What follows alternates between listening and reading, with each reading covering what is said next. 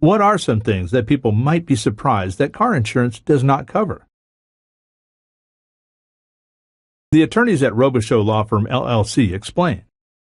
A lot of people think that if they have full coverage, their car is going to be repaired in an accident.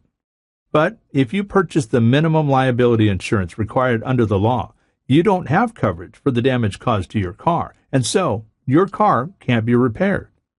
If you don't have collision insurance, your car is not getting repaired unless you pay for it. Also, there's another coverage called comprehensive insurance that has to be additionally purchased. Comprehensive covers non-vehicle accidents, such as a tree falling on your car, hail, flooding, vandalism, and things of that nature.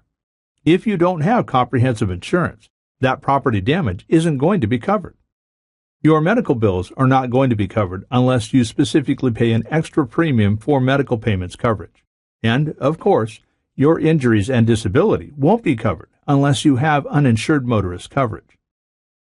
The experienced attorneys at the Robichaux Law Firm LLC work together to form a diverse team of lawyers with the professional expertise and knowledge necessary to handle your case.